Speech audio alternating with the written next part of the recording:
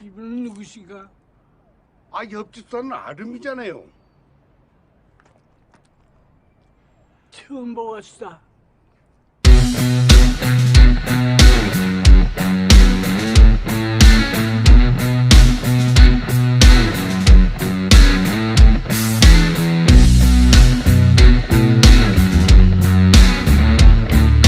Halo guys, kembali lagi di channel Teropong Film. Di video kali ini, kita bakal ngomongin film yang berjudul My Brilliant Life, disutradarai oleh Lee Ji-young. Film ini menceritakan tentang seorang anak pengidap penyakit yang membuatnya menjadi lansia di umurnya yang sangat muda. Langsung aja ke videonya, let's go! Film ini menceritakan kisah seorang anak yang berusia 16 tahun bernama Ahrem. Ia tidak pernah sekolah dan menghabiskan seluruh waktunya di rumah dengan membaca buku atau menulis di komputernya. Kali ini, Ahrem menulis tentang kedua orang tuanya. Ahrem dikandung saat kedua orang tuanya masih berumur 17 tahun. Ketika ibunya yang bernama Mira memberitahukan kehamilannya kepada Desu, sang ayah, Desu menyarankan untuk tidak melahirkan bayi itu. Orang tua dari Mira pun marah besar ketika mengetahui bahwa ia hamil, hingga ayahnya ingin memukulinya. Ayah dari bayi itu adalah Desu. Ia adalah seorang atlet taekwondo. Namun, karena ia marah dengan keputusan wasit di sebuah pertandingan, tanpa sengaja ia menendang kepala sekolahnya. Pelatihnya pun memarahinya. Semenjak itu, ia berhenti menjadi atlet taekwondo. Sesampainya di rumah, ayahnya juga memarahinya dengan memukulinya. Karena merasa muak, Desu pergi dari rumah dan semenjak itu tidak pernah pulang. Kemudian, sang ibu datang ke kamar Ahrem untuk mengecek kesehatannya. Setelah itu, ibunya mengajak Ahrem untuk keluar kamar dan makan es krim. Mereka menikmati es krim sambil menonton sebuah acara di TV. Di acara itu, menceritakan tentang Ahrem yang mengidap penyakit progeria. Sebuah penyakit yang membuat seseorang bertambah tua 10 kali lebih cepat dari orang normal dan membuat umurnya tidak akan lebih dari 17 tahun. Fisiknya pun menjadi seperti berusia lebih dari 80 tahun sehingga membuat Ahrem mengidap penyakit penuaan, penyakit jantung, dan penglihatannya berkurang. Kulit, tulang, dan organnya juga seperti seorang lansia. Ibunya bekerja sebagai buruh cuci dan ayahnya sebagai supir taksi. Terkadang, Ahrem suka menemani ayahnya bekerja. Melalui acara ini, orang tuanya berharap mendapat bantuan sumbangan untuk pengobatan Ahrem. Keesokannya, Ahrem ingin ikut menemani ayahnya bekerja. Dengan terpaksa, ia membiarkan Ahrem untuk ikut. Setelah tampil di acara TV itu, banyak orang yang mengenali Ahrem ketika ingin menaiki taksi ayahnya. Pada malam harinya, ayahnya menjemput ibunya dan mereka piknik bersama di dekat sungai. Lalu, Ahrem ingin pergi ke toilet dan ditunggu oleh sang ayah. Sehabis dari toilet, Ahrem diganggu oleh sekumpulan pelajar dan seorang dari pelajar itu mengambil topi Ahrem dan memfotonya. Ayahnya langsung menghampiri Ahrem ketika melihat hal itu dan mengajak Ahrem pergi. Tetapi, para pelajar itu masih saja mengatai Ahrem dengan mengatakan Ahrem seperti Gollum. Mendengar hal itu, ayahnya marah dan menghajar para pelajar itu. Saat mengecek kesehatan Ahrem di rumah sakit, dokter mengatakan kondisinya semakin parah sehingga ia harus mulai dirawat di rumah sakit. Dalam perjalanan pulang, banyak orang yang melihat Ahrem dengan tatapan jijik dan takut. Ibunya mengatakan bahwa Ahrem sakit sehingga ia tidak perlu malu dan memperdulikan orang lain. Ahrem melanjutkan menulis tentang kedua orang tuanya. Tiba-tiba, ia merasa sangat kesakitan, tetapi ia malah menutup pintu kamarnya agar orang tuanya tidak mengetahui hal itu. Saking sakitnya, Ahrem berbaring sangat lama di atas lantai. Ahrem terbangun karena mendengar sebuah notifikasi email masuk. Dari email itu, seseorang bernama Lee Suha mengajaknya berteman dan mengatakan bahwa ia juga sakit. Semenjak itu, Ahrem jadi mulai memikirkan tentang email dari Suha karena ia belum pernah mendapatkan pesan dari seorang perempuan. Jika Ahrem ingin tertidur pun, ia seperti terbayang oleh sosok Suha. Ahrem pun keluar kamar untuk mengambil minum. Tak sengaja, ia mendengar obrolan kedua orang tuanya. Ibunya menyalahkan dirinya karena ketika sedang hamil, sang ibu berlari hingga 12 mil dan berdoa agar bayi di kandungannya tidak dilahirkan. Mendengar hal itu, Ahrem merasa sangat kecewa dan sedih. Ia pun menghapus tulisan tentang kedua orang tuanya. Keesokannya, Ahrem bertemu dengan temannya yang bernama Pak Jang. Ahrem memberitahukan bahwa mulai besok ia akan dirawat di rumah sakit. Ahrem juga menceritakan tentang email yang ia terima dari Suha. Pak Jang menyuruhnya untuk membalasnya. Lalu, Pak Jang melihat ayahnya berkeliaran sendirian. Ia pun pergi mengantar pulang ayahnya. Sebelum pergi, Pak Jang menanyakan, Ahrem akan dirawat di kamar khusus anak atau di kamar khusus manula. Ahrem pun dirawat di ruang khusus anak-anak. Lalu, ada seorang anak yang mendekati Ahrem dan menyapanya dengan sebutan kakek. Anak-anak yang lain pun mulai menangis dan ribut karena melihat kondisi Ahrem. Karena itu, Ahrem jadi dipindahkan ke kamar khusus manula. Kemudian, datang seorang produser dari acara TV yang pernah meliput Ahrem dengan membawa banyak hadiah dari para pemirsa.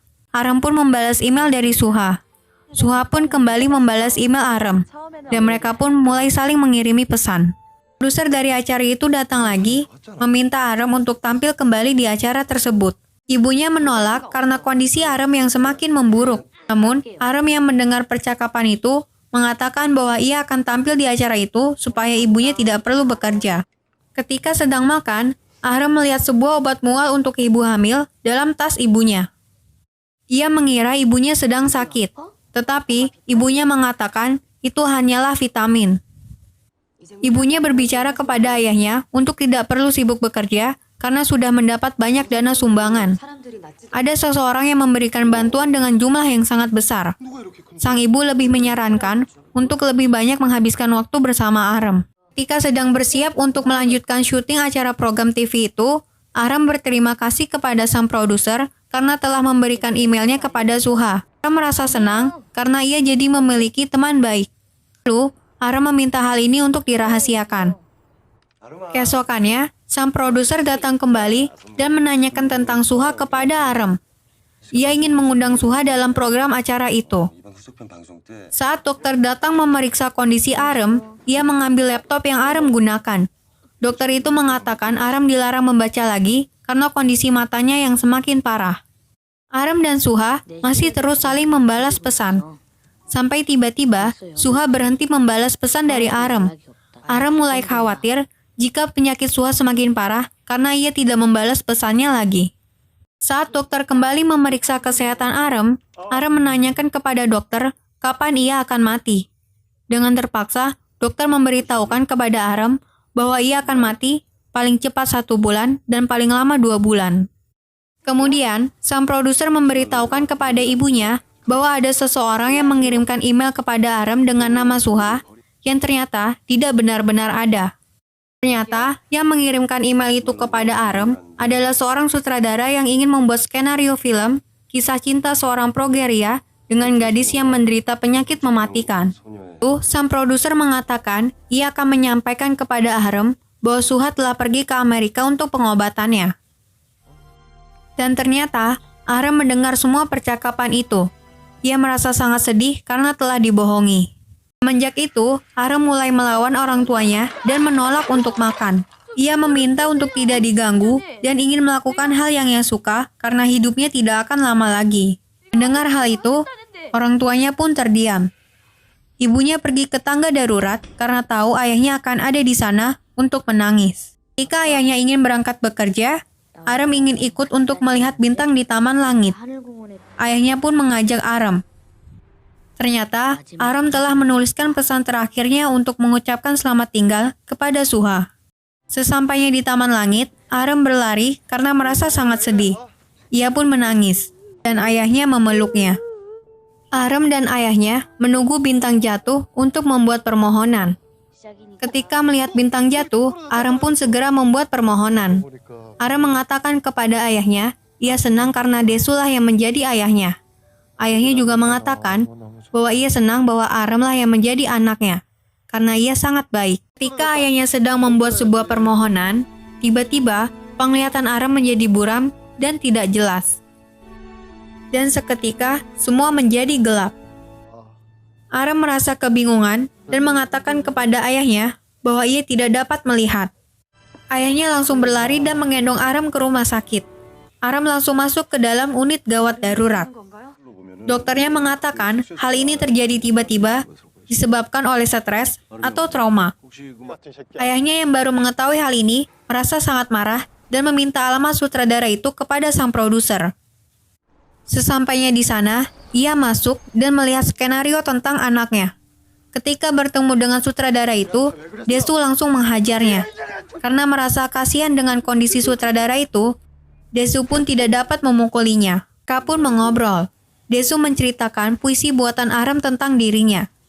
Puisi itu, Desu teringat oleh ayahnya dan mendatangi rumahnya. Desu menanyakan kabar sang ayah. Lalu, Desu melihat berita tentang anaknya terpajang di sebuah meja.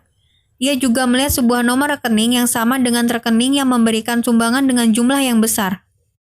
Desu pun menangis. Sebelum pulang, ayah Desu memberikan sebuah topi karena Aram senang menggunakan topi.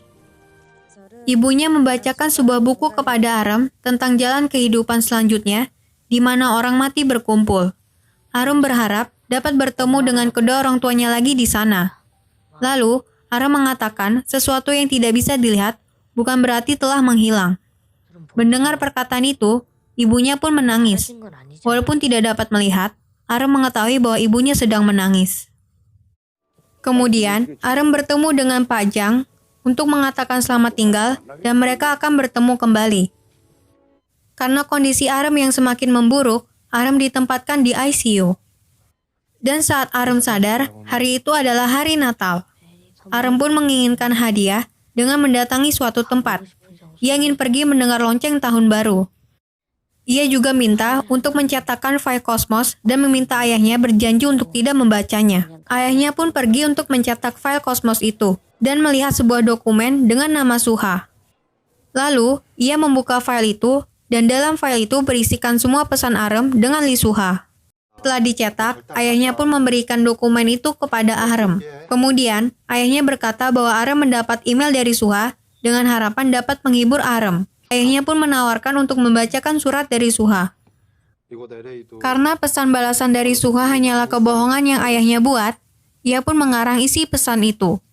Namun, Aram tahu bahwa ayahnya hanya membuat-buat supaya Aram tidak sedih. Aram pun mengerjai ayahnya dengan meminta sang ayah membacakan ulang pesan palsu itu. Karena tidak mencatat, sang ayah keluar untuk menulis ulang kembali pesan itu agar isinya sama seperti yang sebelumnya. Saat ayahnya kembali, Aram bilang kepada ayahnya kalau dia ingin membalas pesan dari Suha. Dalam surat balasan Aram menceritakan tentang kisah dirinya sewaktu kecil yang membuat Aram sadar bahwa sejak kecil kedua orang tuanya sangat bekerja keras dan menyayangi Aram.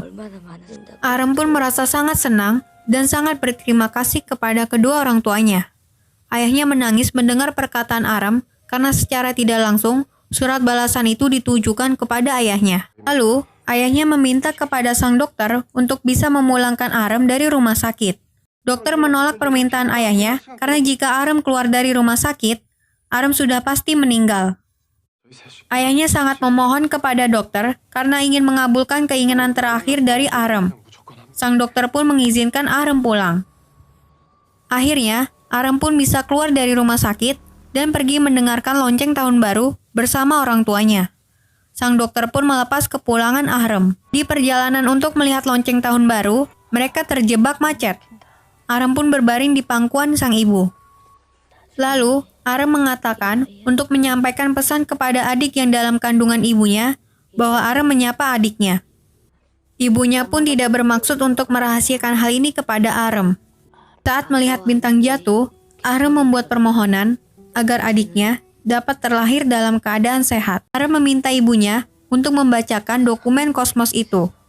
Dalam dokumen yang bernamakan Cosmos itu, menceritakan kisah muda kedua orang tua dari Aram.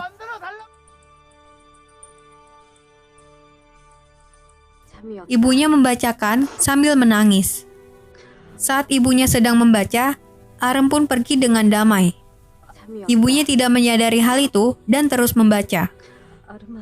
Ketika menyadari Aram telah meninggal, ayah dan ibunya menangis dalam taksi yang terjebak kemacetan.